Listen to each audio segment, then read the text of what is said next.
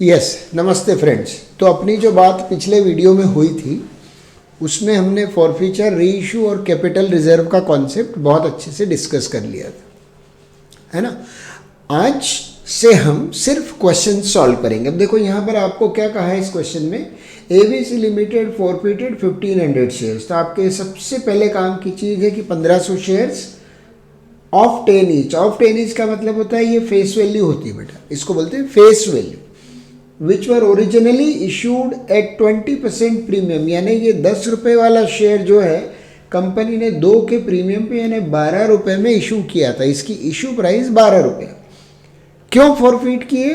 For non payment of allotment of 5 rupees and final call of 2 rupees. इसका मतलब ये है कि ये जो 12 रुपये कंपनी ने मांगे, इस 12 रुपये में कुछ पैसा एप्लीकेशन में था, कुछ पैसा अलॉटमेंट में था और कुछ पैसा कॉल में था। अब वो बोल रहे हैं कि आपको अलॉटमेंट 5 रुपये का नहीं मिला इंक्लूडिंग प्रीमियम, यानी 3 और 2, और फर्स्ट कॉल आपको 2 रुपये का नहीं मिला।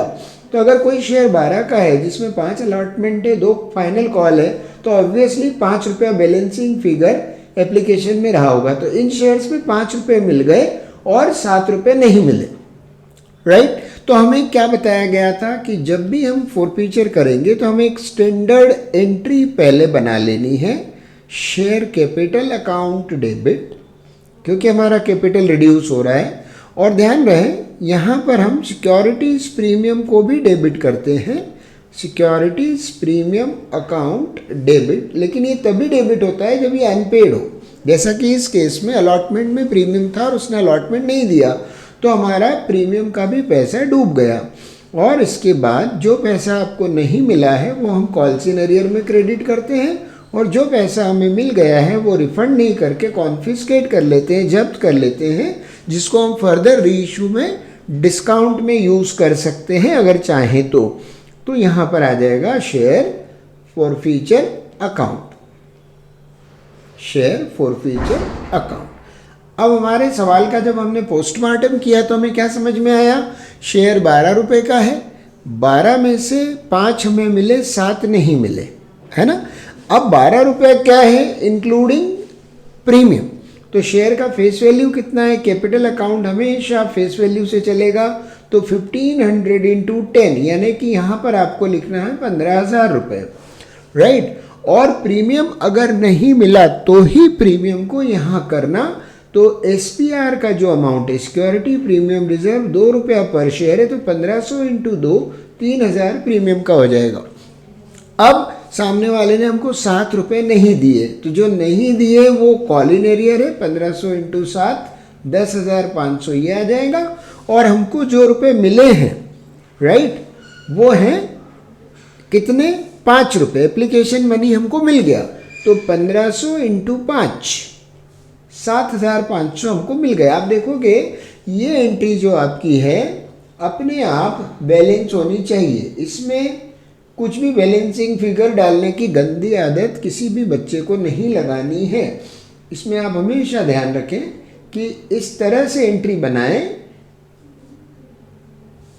कि डेबिट क्रेडिट खुद ब खुद आपके चरणों में आके सरेंडर कर दे कि ये बराबर हो गया।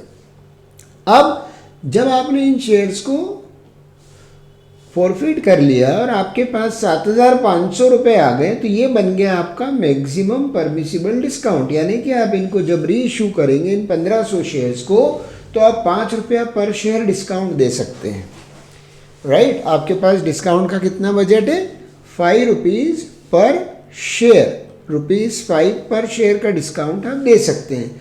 अब क्या बोल रहा है क्वेश्चन कि उसने 8 रुपये पे री इशू कर दिया। तो भाई साहब आप 10 का शेयर है, रीइश्यू में प्रीमियम नहीं देखते बेटा, अपने आप मिल जाए प्रीमियम तो है, नहीं तो फेस वैल्यू से ही कंपेयर करके उसको रीइश्यू किया जाता है। तो 10 का शेयर है, आप 5 का डिस्काउंट दे सकते हो, मगर जो 5 का डिस्काउंट आप दे सकते हो तो रीइश्यू पे आपको 5 रुपया मिलना चाहिए, लेकिन आप तो उसको 8 पे रीइश्यू कर रहे हो, यानी आप देखो कि आप 3 रुपये ज़्यादा पे रीइश्यू कर रहे हो। तो ये कैपिटल रिजर्व आपका इस क्वेश्चन का 3 रुपये के हिसाब से 4500 रुपये आना चाहिए। अब देखो अपन इसको दूसरे स्टाइल से करके देखते हैं। हमने रीइश्यू किया, तो रीइश्यू की जर्नल एंट्री बनेगी बैंक अकाउंट डेबिट, क्योंकि आप जब शेयर रीइशू करेंगे तो आपके पास पैसे आएंगे, right. Debit what comes in, 1500 shares को 8 रुपये पे बेचा तो मेरे अकाउंट में 12,000 आ गए, मेरे अकाउंट में यानी कंपनी के अकाउंट में। अब मैंने आपको पहले भी कहा था, आगे भी कह रहा हूँ और कहते रहूँगा कि फुल्ली पेड का मतलब सिर्फ इतना सा है प्यारे बच्चों कि शेयर कैपिटल अकाउंट को फेस वैल्यू से क्रेडिट होना है। शेयर कैपिटल अकाउंट को फेस वैल्यू से क्रेडिट होना है। तो शेयर कैपिटल अकाउंट में मुझे 15,000 रखने पड़ेंगे। तो मुझे मेरी जो कैपिटल है वो 12,000 रुपये मांग रही है, लेकिन मेरे पास बैंक में तो सिर्फ देखो कैपिटल मेरी 15,000 रुपये मांग रही है,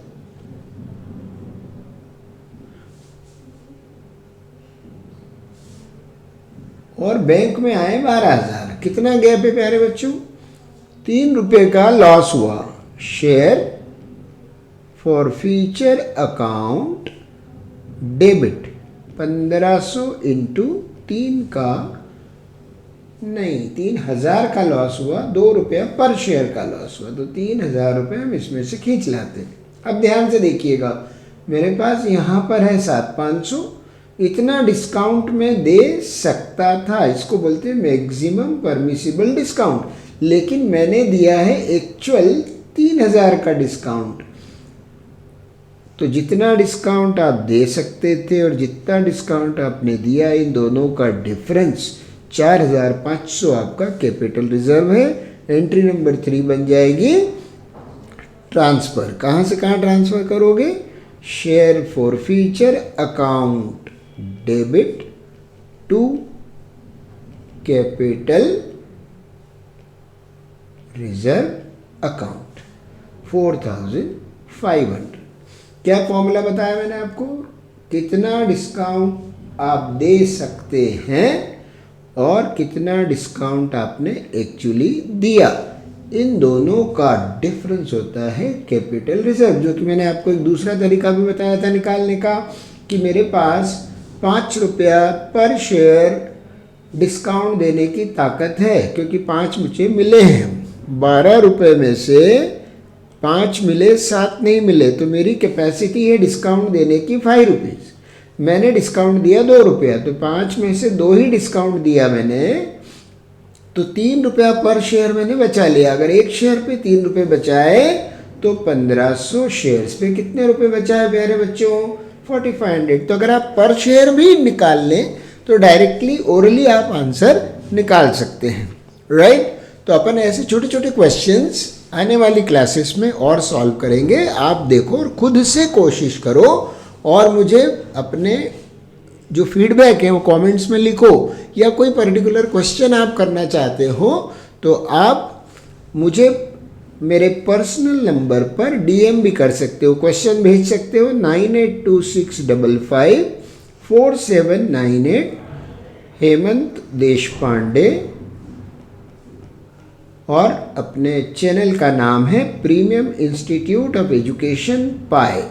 आप ये ध्यान रखिएगा, ये वाली चीज़ जो है, right, pi is the name of our institution. Thank you. Have a nice time. All the best.